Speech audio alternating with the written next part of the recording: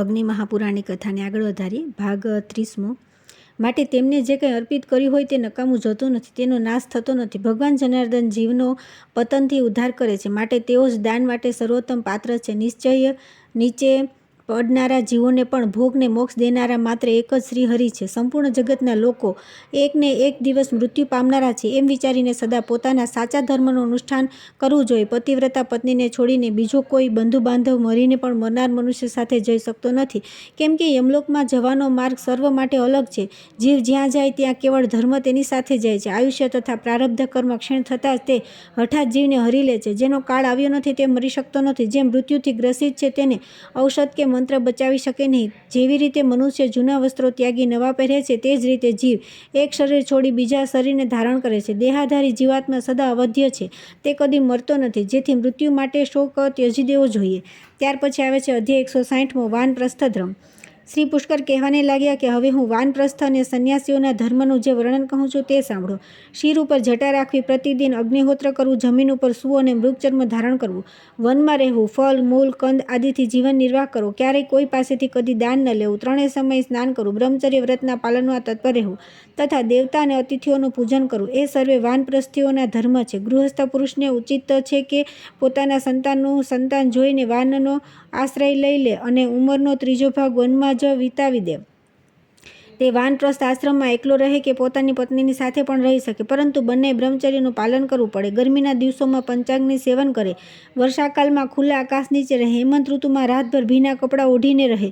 શક્તિ રહેલી હોય ત્યાં સુધી વાનપ્રસ્થીઓએ એક જ પ્રકારે ઉગ્ર તપસ્યા કરવી જોઈએ। વાનપ્રસ્થથી પછી ગૃહસ્થાશ્રમમાં પાછા કદી નહીં ફરવું, વિપરીત યા કુટિલ ગતિનો આશ્રય નહીં લે, આગળ વધતો રહે। ત્યાર પછી આવે છે અધ્યાય 161મો, યતિના ધર્મ। શ્રી પુષ્કર કહેવાને લાગ્યા કે હવે હું જ્ઞાન તથા મોક્ષ આદિનો સાક્ષાત્કાર કરાવનાર યતિના સંન્યાસ ધર્મનું વર્ણન કહું છું। આયુષ્યના ચોથા ભાગમાં પહોંચ્યા પછી સર્વે પ્રકારના સગા સંબંધીઓનો સહવાસ છોડી સંન્યાસી બની જવું। જે દિવસે વૈરાગ્ય ઉત્પન્ન થાય એ જ દિવસે ઘર છોડીને ચાલી જવું અને સંન્યસ્ત ધારણ કરી લેવો। પ્રાજાપત્ય ઇષ્ટ યજ્ઞ કરીને સર્વસ્વની દક્ષિણા દઈ દેવી તથા આહ્વાનીય અગ્નિઓ પોતાની અંદર સમાવીને બ્રાહ્મણો પોતાનું ઘર છોડીને ચાલ્યા જવું। સંન્યાસી હંમેશા એકલો જ વિચરે છે, ફક્ત ભોજનના માટે ગામમાં જવું, શરીર પ્રત્યે ઉદાસીન વૃત્તિ રાખવી, અન્ન વગેરેનો સંગ્રહ કરવો નહીં, હંમેશા મનનશીલ રહેવું, જ્ઞાન સંપન્ન બનવું, કેવળ કપોલને જ ભોજપત્ર માટે રાખવું, વૃક્ષના પાંદડા સિવાય નિવાસસ્થાન બનાવવા, લંગોટીના માટે મેલા જૂના કપડાનો ટુકડો બસ થઈ રહે, સાથમાં કોઈ સહાયક ન હોય તથા સર્વના માટે સરખો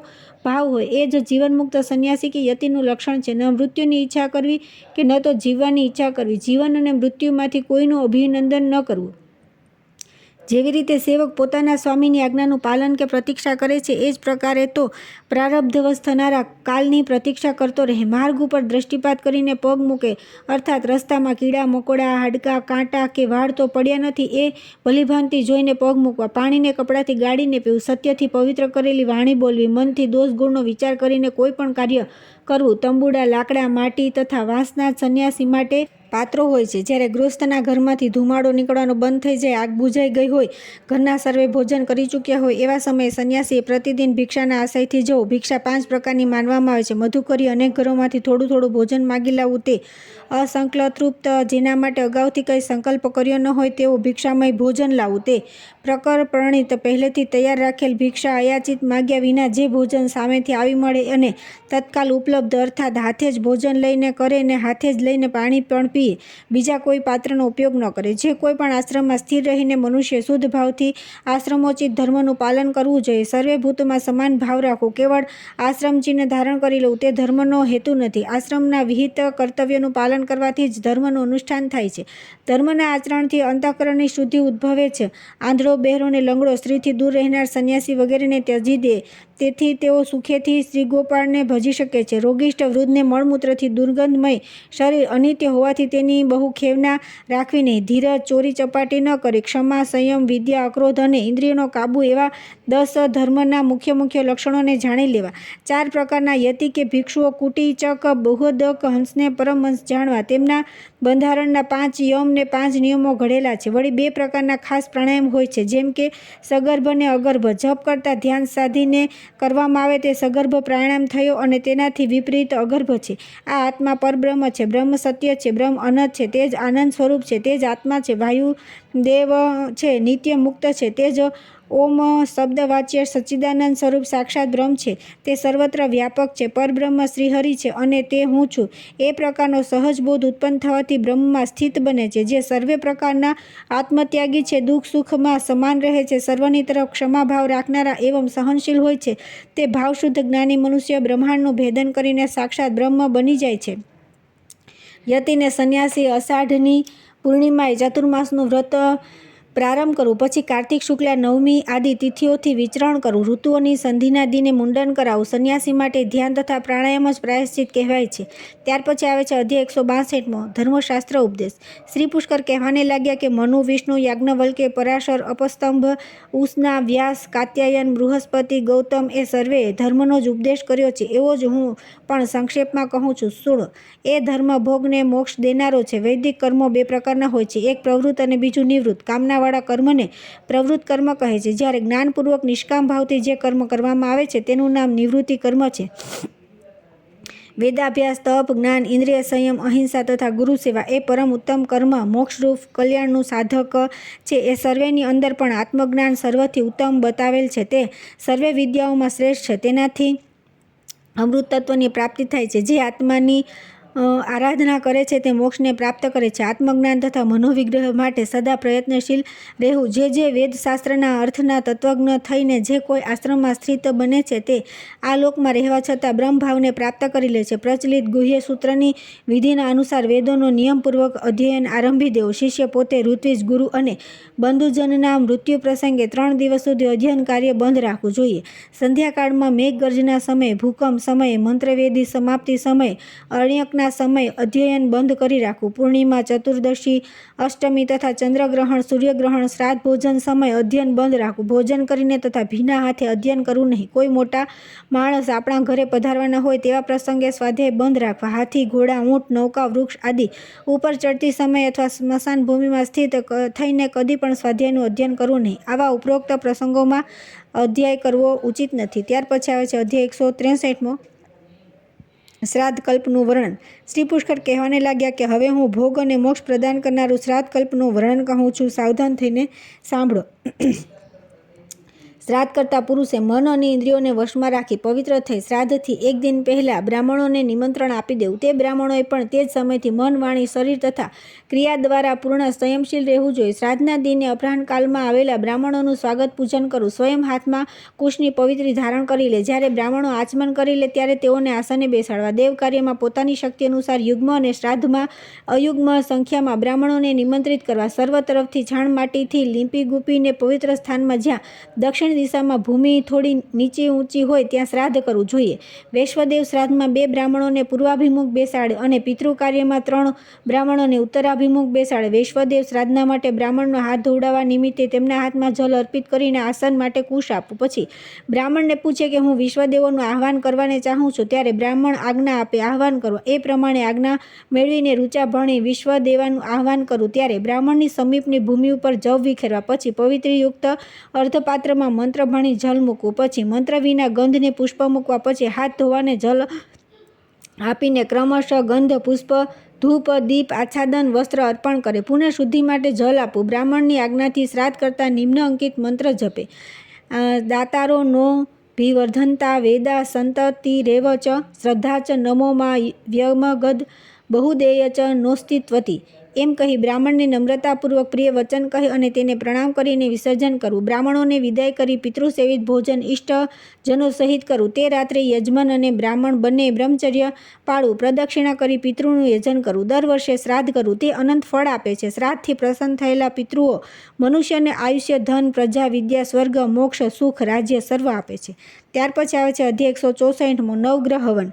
શ્રી પુષ્કર કહેવાને લાગ્યા લક્ષ્મી, શાંતિ, પુષ્ટિ, વૃદ્ધિ તથા આયુની ઈચ્છા રાખનાર વીર્યવાન પુરુષે ગ્રહોનું પણ પૂજન કરવું જોઈએ. સૂર્ય, સોમ, મંગળ, બુધ, ગુરુ, શુક્ર, શનિ, રાહુ તથા કેતુ એ સર્વે 9 ગ્રહોની ક્રમશઃ સ્થાપના કરવી જોઈએ. તેમનું પૂજન કરવું જોઈએ તથા તેમના મંત્રો ચરુ બનાવી તે ગ્રહ દેવોના માટે તૈયાર કરી દેવા, ક્રમશઃ તેમની ઋચાનું પઠન કરવું, એકંદરે 9 ઋચાનું સ્તવન કરવું, આંકડો, ખાખરો, પીપળો, અઘેડો, ખીજડો ને ઉમરો, દર્ભ તથા દરોઈની સમિધોનો ક્રમશઃ દહીં, ઘી, મધથી યજ્ઞ કરવો, તેમને અનેક પ્રકારના હવિષ્યાન પીરસવા, ઓછામાં ઓછું 108 વાર તો આહુતિ અર્પિત કરવી, પોતાના શક્તિ પ્રમાણે યજમાને યથાયોગ્ય વસ્તુથી બ્રાહ્મણનો વિધિપૂર્વક સત્કાર કરીને તેમને ગાય, સુવર્ણ, વસ્ત્ર વગેરેની દક્ષિણા આપવી. એ ગ્રહોની દક્ષિણા કહેલ છે. જે પુરુષો માટે જે ગ્રહ અષ્ટમ આદિ દુષ્ટ સ્થાનોમાં સ્થિત હોય તે પુરુષ તે ગ્રહની વિશેષ યજ્ઞપૂર્વક પૂજા કરે.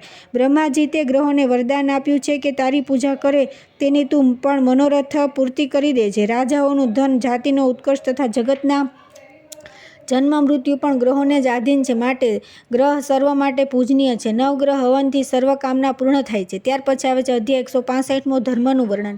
શ્રી અગ્નિદેવ કહેવાને લાગ્યા કે હે વશિષ્ઠ, હું આપ સૌને ધર્મનું વર્ણન કહું છું તે સુણો. જેમ હૃદયમાં સર્વસમર્થ પરમાત્મા દીપકની સમાન ઝળહળતો પ્રકાશ રહેલ છે, તેમ મન, બુદ્ધિ અને સ્મૃતિથી અન્ય સમસ્ત વિષયોનો અભાવ ઉત્પન્ન કરી એકચિત્ત બની ધ્યાન કરવું જોઈએ. પરમાત્માનું ધ્યાન કરનાર બ્રાહ્મણને શ્રાદ્ધના નિમિત્તે દહીં, ઘી અને દૂધ વગેરે ગવ્ય પદાર્થના પ્રદાન ન કરવા, પ્રિયંગ, મસૂર, બેંગન અને કોદરાનું ભોજન નહીં કરાવવું. જ્યારે પર્વ સંધિના સમય રાહુ સૂર્યને ગ્રસી જાય છે તે સમયે હસ્તિછાયા યોગ બને છે, જેની અંદર કરવામાં આવેલ શ્રાદ્ધ અને દાન આદિ શુભ કર્મ અક્ષય બને છે. જ્યારે ચંદ્રમાં મઘા, હંસ અથવા હસ્ત નક્ષત્ર ઉપર સ્થિત હોય તેને વૈવસ્વતી તિથિ કહે છે. એ પણ હસ્તિછાયા યોગ છે. બલિ વૈશ્વદેવમાં અગ્નિમાં હોમ કરવાથી બચવું અને અન્ન બલિ વૈશ્વમંડલમાં નાખવું નહીં. અગ્નિના અભાવમાં તે અન્ન બ્રાહ્મણના જમણા હાથમાં મૂકવું. બ્રાહ્મણ વેદોક્ત કર્મથી તથા સ્ત્રી ઋતુદર્શન થતાં શુદ્ધ બને છે. જે સંપૂર્ણ વિશ્વમાં વ્યાપ્ત એક આત્માના વ્યતિરેકથી વિશ્વમાં અભેદના દર્શન કરે છે તે જ સાચો યોગી જાણવો. બ્રહ્મની સાથે એકાત્મ ભાવથી આત્મામાં ભ્રમણ કરનારો ખરેખર નિષ્પાપ છે. કેટલાક લોકો ઇન્દ્રિયોના વિષયોથી જ સંયોગને યોગ કહે છે. તે મૂર્ખ લોકોએ અધર્મને જ ધર્મ માની ગ્રહણ કર્યો છે. બીજા લોકો મન અને આત્માના સંયોગને યોગ માને છે. મનને સંસારના સર્વે વિષયોથી હટાવીને ક્ષેત્રજ્ઞ પરમાત્મામાં એકાકાર કરી યોગી સંસાર બંધનથી મુક્ત બની જાય છે. આ ઉત્તમ યોગ છે. 5 ઇન્દ્રિય રૂપી કુટુંબોથી ગ્રામ બને છે. છઠ્ઠું મન તેનો મુખ્ય કહેવાય છે. તે દેવતા, મનુષ્ય અને અસુરોથી જીતાઈ શકતું નથી. 5 ઇન્દ્રિયો બહિર્મુખ છે. તેમને અભ્યંતર બનાવીને ઇન્દ્રિયોને મન અને મનને આત્મામાં નિરુદ્ધ કરવું. પછીથી સમસ્ત ભાવનાઓથી શૂન્ય ક્ષેત્રજ્ઞ આત્માને પરબ્રહ્મ પરમાત્મામાં લગાડવો. આ જ્ઞાન અને ધ્યાન છે અને તે બાબત ખૂબ જ મહત્વની છે. એની બાબતમાં બીજું જે કંઈ કહેવામાં આવેલું છે એ તો ગ્રંથનો વિસ્તાર માત્ર છે. જે સર્વ લોકોના અનુભવમાં નથી તે છે એમ કહેવાથી અસંગત જેવી પ્રતીતિ થાય છે અને કહેવાથી તે અન્ય મનુષ્યના હૃદયમાં પણ બેસતું નથી. જે રીતે કુમારી સ્ત્રીને સ્વયં સુખ અનુભવ કર્યા પછી જ જાણી શકે છે તે જ પ્રકારે તે બ્રહ્મ સ્વતઃ અનુભવ કરવાને યોગ્ય છે. યોગરહિત પુરુષ તેને એ પ્રકારે જાણતો નથી. તેવી રીતે જન્મથી અંધ મનુષ્ય ઘડાને સ્પષ્ટ રૂપમાં જાણી શકતો નથી. બ્રાહ્મણને સંન્યાસ ગ્રહણ કરતા જોઈને સૂર્ય એવું વિચારી પોતાના સ્થાન ઉપરથી વિચલિત થઈ જાય છે કે આ મારા મંડળનું ભેદન કરીને પરબ્રહ્મને પ્રાપ્ત થશે. ઉપવાસ, વ્રત, સ્નાન, તીર્થ અને તપ એ ફલપ્રદ બને છે, પરંતુ તે બ્રાહ્મણના દ્વારા સંપાદિત થવાથી સંપન્ન બને છે અને નિર્ધારિત ફલની પણ પ્રાપ્તિ કરાવી આપે છે. પ્રણવ પરબ્રહ્મ પરમાત્મા છે. તે પ્રાણાયામ જ પરમ તપ છે. તેમાં સાવિત્રીથી વધીને બીજો કોઈ અન્ય મંત્ર નથી. ગાયત્રી પરમ પાવન માનવામાં આવેલ છે. ગાયત્રી મંત્ર જ પરમ પવિત્ર મંત્ર છે. એનાથી કોઈ શ્રેષ્ઠ નથી. શ્રી હરિના ધ્યાનની સમાન પાપીઓની શુદ્ધિ કરનારું કોઈ પ્રાયશ્ચિત નથી. હવે સર્વે બાબતોને વિગતથી સાંભળો. જો બ્રાહ્મણ એવી ભાવના કરે કે આત્મા ધ્યાતા છે, મન અને ધ્યાન છે, વિષ્ણુ ધ્યેય છે, શ્રીહરિ તેનાથી પ્રાપ્ત થનારું ફળ છે અને અક્ષયત્વની પ્રાપ્તિ માટે તેનું વિસર્જન છે, તે શ્રાદ્ધમાં પંક્તિ પાવનોને પણ પવિત્ર કરનાર છે.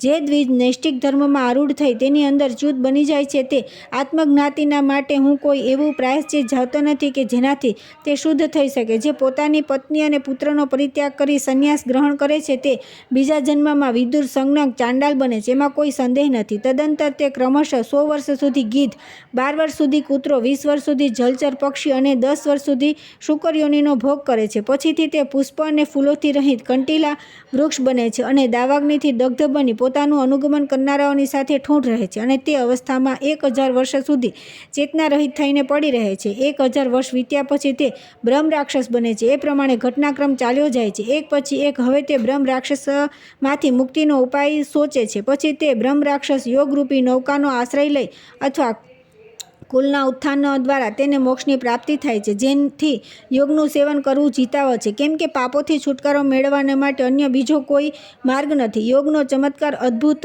હોય છે. ત્યાર પછી આવે છે અધ્યાય 166મો, વર્ણાશ્રમ ધર્મ. શ્રી પુષ્કર કહેવાને લાગ્યા કે હવે હું શ્રોત અને સ્માર્ત ધર્મનું વર્ણન કહું છું, તે સાંભળો. તે 5 પ્રકારનું માનવામાં આવે છે. વર્ણ માત્રનો આશ્રય લઈ જે અધિકાર પ્રવૃત્ત થાય છે તેને વર્ણ ધર્મ સમજવો. જેવી રીતે બ્રાહ્મણ, ક્ષત્રિય અને વૈશ્ય 3 વર્ણ માટે ઉપનયન સંસ્કાર વિધિ અનિવાર્ય છે અને વર્ણ ધર્મ કહે છે. આશ્રમનું અવલંબન લઈને જે પદાર્થનું સંવિધાન થાય છે તેને આશ્રમ ધર્મ કહેવામાં આવે છે. જે વિધિ બંનેના નિમિત્તથી પરિવર્તિત થાય છે તેને નૈમિત્તિક જાણવું જોઈએ. જેમ કે પ્રાયશ્ચિતનું પણ વિધાન હોય છે. બ્રહ્મચારી, ગૃહસ્થ, વાનપ્રસ્થ અને સંન્યાસી એમનાથી સંબંધિત ધર્મ આશ્રમ ધર્મ કહેવાય છે. બીજા પ્રકારના પણ ધર્મના 5 ભેદ પાડેલા છે. વેદમાં ધર્મનું જે પ્રકારે પ્રતિપાદન કરેલ છે તેવી જ રીતે સ્મૃતિમાં પણ રાખેલ છે. કાર્યો માટે સ્મૃતિ વેદોક્ત ધર્મનો અનુવાદ કરે છે એવો મનુ વગેરેઓને મત છે. 48 પ્રકારના સંસ્કારોથી મનુષ્ય બ્રહ્મલોકનું પ્રદાન પ્રાપ્ત કરે છે. દાંતણ કરતાં, સ્નાન કરતાં, ભોજન કરતાં, ચાલતા, મૈથુન કાળે, સ્ત્રાવ સમયે મૌન વ્રત પાળવું જોઈએ. સ્નાન કર્યા પછી પુષ્પ તોડવું તે દેવો માટે અભૂજ્ય ગણાય છે. જે પ્રેતને અગ્નિદાહ દે, પિંડ આપે, તે સગોનો હોય તો અન્ય ગોત્રનો હોય તો પણ તેણે 10 દિવસ તે કાર્યમાં જ પૂર્ણ કરવાનો રહે. ઘાસ, ભસ્મ, જલાધાર કે દ્વાર અને રસ્તાને મધ્યમાં રાખી ચાલીએ તો કોઈ પણ પ્રકારનો દોષ રહેતો નથી. અનામિકા ટચલી આંગળીને અંગૂઠા સાથે યોગ સાધીને પ્રાણને આહુતિ અર્પિત કરી દેવી. ત્યાર પછી આવે છે અધ્યાય 167મો, ગ્રહ યજ્ઞનું વર્ણન. શ્રી અગ્નિદેવ કહેવાને લાગ્યા કે હે મુનિ, હું શાંતિ, સમૃદ્ધિ એવં વિજય આદિની પ્રાપ્તિના નિમિત્તે ગ્રહ યજ્ઞનું પુનઃ વર્ણન કહું છું. ગ્રહ યજ્ઞના 3 પ્રકાર છે: અયુત હોમાત્મક, લક્ષ હોમાત્મક અને કોટિ હોમાત્મક. અગ્નિકુંડથી ઈશાન કોણમાં નિર્મિત વેદિકા ઉપર અષ્ટદલ પદ્મ બનાવી તેની અંદર ગ્રહોનું આહ્વાન કરવું. ઉત્તર દિશામાં ગુરુ, ઈશાન કોણમાં બુધ, પૂર્વ દલમાં શુક્ર, અગ્નિકોણમાં ચંદ્રમા, દક્ષિણમાં ભૌમ, મધ્યમાં સૂર્ય, પશ્ચિમમાં શનિ, નૈઋત્યમાં રાહુ અને વાયવ્યમાં કેતુનું અંકિત કરવા. શિવ, પાર્વતી, કાર્તિકેય, વિષ્ણુ, બ્રહ્મા, ઇન્દ્ર, યમ, કાલ અને ચિત્રગુપ્ત એ અધિદેવતા કહેવાય છે. અગ્નિ, વરુણ, ભૂમિ, વિષ્ણુ, ઇન્દ્ર, સચીદેવી, પ્રજાપતિ, સર્પ અને બ્રહ્મા એ ક્રમશઃ પ્રત્યધિ દેવતા કહેવાય છે. ગણેશ, દુર્વા, વાયુ, આકાશ તથા અશ્વિની કુમાર એ કર્મ 7 ગુણ્ય દેવતા છે. તે સર્વના બીજ મંત્રોથી યજન કરવું. આગ, પલાશ, ખદીર, અપામાર્ગ, પીપર, ગુલર, શમી, દુર્વા તથા કુશા એ ક્રમશઃ 9 ગ્રહોની સમિધાઓ છે.